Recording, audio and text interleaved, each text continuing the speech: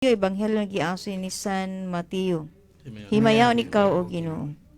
Unya ang mga tinun-an ni Juan niadto ni Jesus ug nangutana, nganong kami ug ang mga Parisiyo nagpuasa man sa daghang higayon apan ang imong mga tinun-an wala. Sa Jesus mitubag, magsubo pa di ay ang mga dinapit sa kumbira sa kasal samtang ang pamanhunon uban pa kanila. Kuhaon ra unya ang pamanhunon niya ng panahona magpuasa na sila. Ang ebanghelyo sa Ginoo. Adam atong ipasabot ng Santos nga ebanghelyo aron sa masabtan sa isuunan nga namati karon.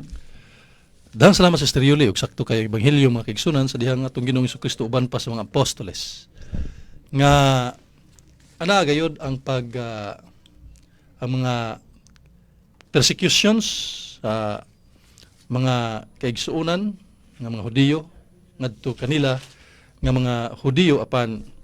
na-convert ngadto sa Kristyanismo. Apan ang atong Ginoo sa kanunay kining saad nga kadtong mulahotay sa mga persecutions kadtong mo kuan gyud no mo sige gihapon bisan pa taliwala nining mga lain-lain nga mga atake o mga mga pagsuway ang mulahotay matud pa niya diha sa unang Timoteo 2:4 sa pinadayag kapitulo 1 kapitulo 2 bersikulo 10 ang mulahotay maoy magkadawat og purong-purong sa kinabuhing walay katapusan. Muna nga kita giandam mga kaigsunan pinaagi gayod sa pagdisiplina sa atong tagsa-tagsa. Ngani diha sa niaging Miyerkules sa Badlis gipasidan kita sa atong simbahan pinaagi sa pagdisiplina sa atong tagsa-tagsa kakaugalingon labi na sa atong physical life nga na diha ang dili sa pagkaon karne nagitawag nato og kining abstinensya unya ang dili usab pagkaon og busog o moingon ta nga partial nga fasting kausa lang Brother GQ mo busog sa usa ka adlaw pero pili lang ka diha gasa ka paniudto pamahaba o panihapon basta kausa lang ta no mubusog ya mao po diha sa Biyernes Santo mga kaigsunan so duha ka adlaw sud sa usa ka tuig mga kaigsunan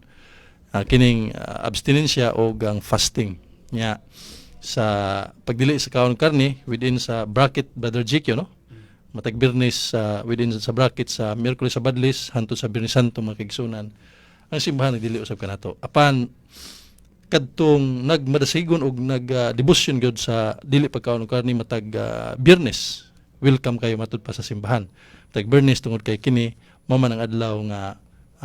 penitent day no nga penitensya kita adlaw nining Biyernes gumikan kay ang atong Ginoong Kristo namatay niya nang adlaw nya mo na nga gihawag sa simbahan ang